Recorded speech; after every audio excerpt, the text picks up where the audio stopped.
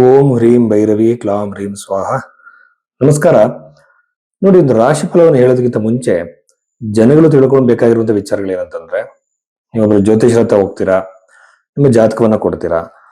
ಆತ ಜಾತಕವನ್ನ ಚೆಕ್ ಮಾಡುವಾಗ ನೀವು ಕೊಟ್ಟಿರೋ ಸಮಯವನ್ನೇ ಹಾಕಿ ನೋಡಬಾರ್ದು.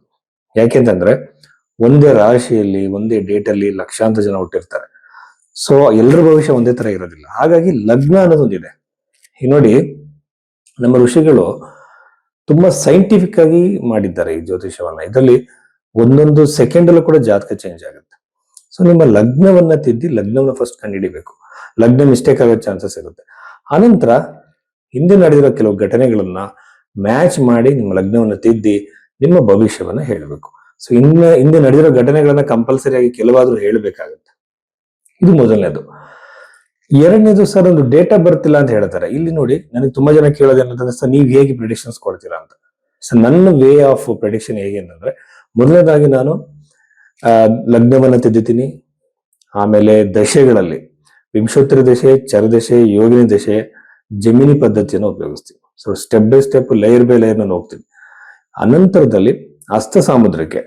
ನಮ್ಮಲ್ಲಿ ಹಸ್ತ ಸಾಮುದ್ರಿಕೆ ಅಂತಂದ್ರೆ ಅದೇನೋ ಒಂಥರ ಹೆಡ್ ಲೈನ್, ಫೇಟ್ ಲೈನ್, ಈ ತರ ವೆಸ್ಟರ್ನ್ ಪಾಮಿಸ್ಟ್ರಿ ಮಾತಾಡ್ತಾರೆ. ಅದಲ್ಲ, ನಾಡಿ ಜ್ಯೋತಿಷದಲ್ಲಿ ಲೈನ್ಸ್ ಗಳಿರುವಂತಹ ಮಾತೃರೇಖೆ, ಪಿತೃರೇಖೆ, ಹಲವಾರು ತರದ ರೇಖೆಗಳಿದೆ. ಸೊ ಆ ರೇಖೆಗಳು ಜಾತಕಕ್ಕೆ ಹೊಂದಾಣಿಕೆ ಆಗತ್ತಾ ಅಂತ ನಾನು ಒಂದು ಇವೆಂಟ್ಗೋಸ್ಕರ ನಾನು ಮ್ಯಾಚ್ ಮಾಡ್ತೀನಿ. ಪ್ರಶ್ನೆ ಕೊಂಡ್ಲಿ ನಾನು ಹಾಕ್ತೀನಿ. ಅವಾಗ ಒಂದು ವಿವಾಹ ಆದ್ರೆ ಇಷ್ಟು ವಿಚಾರದಲ್ಲಿ, ಇಷ್ಟು ಪ್ಯಾರಾಮೀಟರ್ಸ್ ಅಲ್ಲಿ ಅದು ಸ್ಟೆಪ್ ಬೈ ಸ್ಟೆಪ್ ನಾನು ಇಂಡಿಕೇಶನ್ ಎಲ್ಲರೂ ನೋಡ್ತಾ ನನಗೆ ಕೊನೆಯಾಗಿ ಈ ಒಂದು ಘಟನೆ ನಡೆಯೋ ಸಾಧ್ಯತೆ ಇದೆ ಅಂತ ಹೇಳಿ ಜಾತಕದಲ್ಲಿ ಗೊತ್ತಾಗುತ್ತೆ. ಇದಕ್ಕೆಲ್ಲ ಬಹಳ ಟೈಮ್ ಹಿಡಿಯುತ್ತೆ. ಆ ಒಂದು ತಾಳ್ಮೆ ಕೇಳಿಸೋರ್ಗು ಮತ್ತೆ ಹೇಳೋರು ಇಬ್ಬರಿಗೂ ಇರ್ಬೇಕಾಗುತ್ತೆ. ಸೊ ಈ ರೀತಿ ಹೇಳಿದಾಗ ಸೈಂಟಿಫಿಕ್ ಆಗಿ ಜಾತಕ ಫಲ ನಿರೂಪಣೆ ಕರೆಕ್ಟ್ ಆಗುತ್ತೆ. ಅದು ಬಿಟ್ಟು ನಾವು ನ್ಯೂಮರಾಲಜಿ ಪ್ರಕಾರ ನೀವು ಯಾವುದೋ ಒಂದು ಪೂಜೆ ಹೇಳ್ಬಿಡೋದು, ಯಾವುದೋ ಒಂದು ಪ್ರೆಡಿಕ್ಷನ್ ಹೇಳೋದು, ಅದರಲ್ಲಿ ಎರಡು ನಿಜ ಆಗತ್ತೆ, ಅವ ಜ್ಯೋತಿಷರಿಗೆ ಮಹಾವಿದ್ಯೆ ಕಲ್ತಿದ್ದಾರೆ ಅಂತ ಅನ್ಸೋದು, ಇವೆಲ್ಲ ತಪ್ಪು. ಸೊ ಈ ರೀತಿಯಲ್ಲಿ ಸೈಂಟಿಫಿಕ್ ವೇಯಲ್ಲಿ ಜಾತಕ ನಿರೂಪಣೆ ಮಾಡಿದಾಗ ಬಂದಂತಹ ಕ್ಲೈಂಟ್ಗೆ ಅವ್ರಿಗೊಂದು ಆಶ್ವಾಸನೆ ನಾವು ಕೊಡ್ತೀವಿ, ಧೈರ್ಯವನ್ನು ಹೇಳ್ದಂಗಾಗುತ್ತೆ, ಸತ್ಯವನ್ನು ಒಪ್ಕೊಳ್ಳೋದಕ್ಕೆ ಅವ್ರನ್ನ ಮೋಟಿವೇಟ್ ಮಾಡ್ದಂಗಾಗುತ್ತೆ. ಜ್ಯೋತಿಷ್ಯ ಅಂದ್ರೆ ಹಣೆ ಬರೋನ ಬದಲಾವಣೆ ಮಾಡೋದಲ್ಲ, ಉತ್ತಮ ಮತ್ತು ಕೆಟ್ಟ ಸಮಯ ಎರಡನ್ನು ಕೂಡ ಅನಲೈಸ್ ಮಾಡಿ ಅವ್ರನ್ನ ಒಂದು ಗೈಡ್ ಮಾಡುವಂಥದ್ದು ಸರಿಯಾಗಿರೋ ದಾರಿಯಲ್ಲಿ. ಅದು ಬಿಟ್ಟು ಹಣೆ ಬರೋ ಚೇಂಜ್ ಮಾಡೋದು, ನಿಮ್ಮನ್ನು ಕೋಟ್ಯಾಧಿಪತಿ ಮಾಡೋದು, ನಿಮಗೆ ಅಷ್ಟೈಶ್ವರ್ಯಗಳು ಬರೋ ತರ ಮಾಡೋದು ಜ್ಯೋತಿಷಿ ಕೆಲಸ ಅಲ್ಲ. ನಿಮಗೆ ನಿಮ್ಮ ಒಂದು ಜಾತಕದಲ್ಲಿ ಯಾವ ತರದ ಒಂದು ಪಾಸಿಬಿಲಿಟೀಸ್ ಇದೆ ಅಂತ ತಿಳಿಸೋದು ಜ್ಯೋತಿಷ ಕರ್ತವ್ಯ. ಸೊ ಇಷ್ಟು ವಿಚಾರಗಳಿದೆ. ಸೊ ಈಗ ನಾವು ನಿಮ್ಗೆ ಈ ತರ ಜಾತಕವನ್ನು ತೋರಿಸ್ಕೊಬೇಕಾಗಿದ್ರೆ ಭೈರವಿ ಅಷ್ಟೋದಲ್ಲಿ ನೀವು ಇದನ್ನ ಬುಕ್ ಮಾಡಬಹುದು. ತುಲಾ ರಾಶಿ 2026 ಮಾರ್ಚ್ 15ನೇ ತಾರೀಕು ನಂತರ ಹೊಸ ವರ್ಷಕ್ಕೆ ನಾವು ಕಾಲಿಡುವಂತ ಸಂದರ್ಭದಲ್ಲಿ ಈ ಒಂದು ತುಲಾ ರಾಶಿಯವರಿಗೆ ಏನೆಲ್ಲ ವಿಶೇಷ ಯೋಗಗಳಿದೆ ಅಂತ ನೋಡೋಣ. ಪಾಸಿಟಿವ್ ನೆಗೆಟಿವ್ ಎರಡು ನೋಡೋಣ. ಮೊದಲನೇದಾಗಿ ನಾವು ನೆಗೆಟಿವ್ ನೋಡೋಣ. ನೆಗೆಟಿವ್ ವಿಚಾರದಲ್ಲಿ ಹೇಳೋದಾದ್ರೆ, ಒಂದು, ವಿವಾಹದ ಯೋಗ ಕಡಿಮೆ ಇದೆ, ಸಂಬಂಧಗಳು ಬರೋ ಸಾಧ್ಯತೆ ಕಡಿಮೆ, ಮದುವೆ ಎಂಗೇಜ್ಮೆಂಟ್ ಆಗೋ ಸಾಧ್ಯತೆಗಳು ಕಡಿಮೆ. ಹಿಂಗಿದ್ದಾಗ ನೀವು ಸ್ವಯಂವರ ಪಾರ್ವತಿ ಪೂಜೆಯನ್ನ ಮಾಡಿಸ್ಬೇಕು. ಆಮೇಲೆ ಸ್ವಲ್ಪ ಸ್ಟ್ರೆಸ್ ಆಗಬಾರ್ದು. ಆ ಟೈಮ್ ಪೀರಿಯಡ್ ನಂಗೆ ಚೆನ್ನಾಗಿಲ್ಲ, ಓಕೆ, ನಾನು ಈ ಟೈಮಲ್ಲಿ ನಾನು ಮನಸ್ಸನ್ನ ಕಾಪಾಡ್ಕೊಳ್ತೀನಿ, ಪ್ರಶಾಂತತೆಯನ್ನು ಕಾಪಾಡ್ಕೊಳ್ತೀನಿ ಅಂತ ನೀವು ಡಿಸೈಡ್ ಮಾಡ್ಕೋಬೇಕು. ಹಾಗೆ ತುಲಾ ರಾಶಿಯವರಿಗೆ ವಿವಾಹದಲ್ಲಿ ಸಮಸ್ಯೆಗಳ ಜೊತೆಯಲ್ಲಿ ಅನವಶ್ಯಕ ವಿವಾದಗಳಿಗೆ ಬೀಳೋ ಸಾಧ್ಯತೆ, ನಿಮಗೆ ಒಂದು ವರ್ಕಿಂಗ್ ಎನ್ವೈರನ್ಮೆಂಟ್ ಆಗಿರ್ಬೋದು, ಕುಟುಂಬದಲ್ಲಾಗಿರ್ಬೋದು, ನೀವು ಮಾಡದಿರೋ ತಪ್ಪಿಗೆ ಅವಮಾನಗಳನ್ನು ಅನುಭವಿಸೋ ಸಾಧ್ಯತೆಗಳು, ನೋವಾಗುವ ಸಾಧ್ಯತೆಗಳಿರುತ್ತೆ. ಕಿರಿಕಿರಿಗಳು, ನೀವು ವಿವಾದಕ್ಕೆ ಸಿಲುಕಿಕೊಳ್ಳುವಂತಹ ಸಾಧ್ಯತೆಗಳು ಜಾಸ್ತಿ. ಅದು ಕೂಡ ನಿಮ್ಮ ಲೈಫಲ್ಲಿ ಈ ಟೈಮ್ ಪೀರಿಯಡ್ ಹೆಣ್ಣು ಮಕ್ಕಳಿಂದಲೇ ನಿಮಗೆ ನೋವಾಗುವ ಸಾಧ್ಯತೆ ಅತಿ ಹೆಚ್ಚಾಗಿರುತ್ತೆ.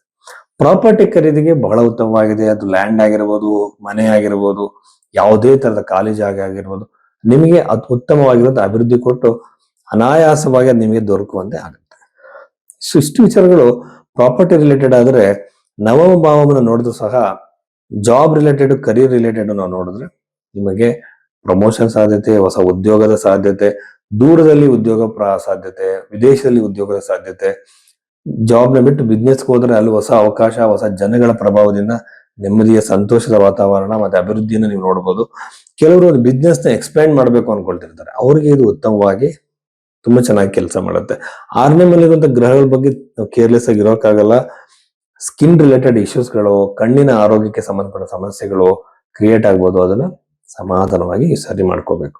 ಆಮೇಲೆ ಪಂಚಮದಲ್ಲಿರುವಂತಹ ರಾಹು ಈ ಗ್ರಹಗಳನ್ನು ನೋಡ್ತಾ ಇದ್ರೆ ಮಕ್ಕಳಿಂದ ಸ್ವಲ್ಪ ಟೆನ್ಷನ್ ನೋವು ಪಡ್ತೀರ, ಅಥವಾ ಮಕ್ಕಳು ಸ್ಟಡಿ ಮಾಡ್ತಿಲ್ಲ ಅಂತನೋ, ಓದ್ತಿಲ್ಲ ಅಂತನೋ, ಅಥವಾ ನಿಮ್ಮ ಅನ್ಕೊಂಡಿರೋ ಲೆವೆಲ್ಗೆ ಪ್ರೋಗ್ರೆಸ್ ಇಲ್ಲ ಅಂತನೋ ನೀವು ಟೆನ್ಷನ್ ಪಡುವಂತ ಸಾಧ್ಯತೆ ಈ ತುಲಾ ರಾಶಿಯಲ್ಲಿ ಹುಟ್ಟಿದಂತವ್ರಿಗಿದೆ. ಆಮೇಲೆ 11ನೇ ಮೇಲೆ ಇರುವಂತದ್ದು ಕೇತು ಗ್ರಹದಿಂದ ಲಾಭದ ಸಾಧ್ಯತೆ ಇಲ್ಲ, ಬಿಸ್ನೆಸ್ ಇಂದ ಹೊಸ ಇನ್ವೆಸ್ಟ್ಮೆಂಟ್ ಗಳಿಂದ ಲಾಭದ ಸಾಧ್ಯತೆ ಇಲ್ಲ. ಯಾವ ಕಾರಣಕ್ಕೂ ಇನ್ವೆಸ್ಟ್ಮೆಂಟ್ ಗಳನ್ನ ಮಾಡ್ಬಿಡಿ, ಸ್ವಲ್ಪ ಅವಾಯ್ಡ್ ಮಾಡಿ, ಒಳ್ಳೆಯ ಸಮಯಕ್ಕಾಗಿ ವೆಯ್ಟ್ ಮಾಡಿ. ಸೊ ಅಲ್ಲಿ ನಿಮಗೆ ಪ್ರಾಪರ್ಟಿಯಿಂದ ಅನುಕೂಲ ಆಗ್ಬೋದು. ಬಟ್ ಈ ಟೈಮ್ ಪೀರಿಯಡ್ ಅಲ್ಲಿ ನಿಮಗೆ ಖಂಡಿತವಾಗ್ಲೂ ಲಾಭ ಇಲ್ಲ ಅಂತ ಹೇಳ್ಬೋದು. ಆಮೇಲೆ ತುಲಾರಾಶಿಯವರಿಗೆ ಆರೋಗ್ಯದಲ್ಲಿ ಕಿರಿಕಿರಿಗಳ ನಂತರದಲ್ಲಿ ಸ್ನೇಹಿತರಿಂದ ಕಿರಿಕಿರಿ, ಇಷ್ಟಪಡ್ತಿರೋದ್ರಿಂದ ಕಿರಿಕಿರಿ, ಚೆನ್ನಾಗಿರ್ತೀರಾ, ಇಷ್ಟಪಟ್ಟಿರ್ತೀರಾ, ಬಟ್ ಯಾವ್ದೋ ಸಣ್ಣ ವಿಚಾರಕ್ಕೆ ದೂರ ಆಗ್ಬೋದು. ಈ ಎಲ್ಲ ಸಮಸ್ಯೆಗಳು ಇರಿದೆ. ಅದನ್ನೆಲ್ಲ ಬುದ್ಧಿವಂತಿಕೆಯಿಂದ ತುಲಾರಾಶಿಯಲ್ಲಿ ಹ್ಯಾಂಡಲ್ ಮಾಡಬೇಕು. ಸಾಲದಿಂದ ಹೊರಬರೋಕೆ ಒಂದು ಮಾರ್ಗ ಸಿಗತ್ತೆ, ಬಟ್ ಅತಿಯಾದ ಸಾಲವನ್ನ ಮಾಡಕ್ ಹೋಗ್ಬೇಡಿ. ಯಾವುದೋ ಒಂದು ವ್ಯಕ್ತಿಯ ಕಡೆಯಿಂದ ಹೊಸ ಒಂದು ವಿಷಯದಿಂದ ಸಾಲದಿಂದ ಹೊರಗಡೆ ಬರೋಕೆ ನಿಮಗೆ ಒಂದು ಅವಕಾಶ ಬರುತ್ತೆ. ಎಷ್ಟೋ ದಿನ ಯಾವ್ದೊಂದು ಕೆಲಸ ಸ್ಟಾಪ್ ಮಾಡಿರ್ತೀರ, ಆ ಕೆಲಸ ಕೂಡ ಪ್ರಾರಂಭ ಆಗ್ಬೋದು. ಕೊಟ್ಟಂತ ಹಣ ವಾಪಸ್ ಬರೋ ಸಾಧ್ಯತೆ ತುಲಾರಾಶಿಯವರಿಗೆ ಇದೆ. ಒಂದು ಯಾವುದೋ ಒಂದು ವೆಹಿಕಲ್ ಅಥವಾ ಪ್ರಾಪರ್ಟಿ ಪರ್ಚೇಸ್ 100% ಆಗುತ್ತೆ ಸದ್ಯದಲ್ಲೇ.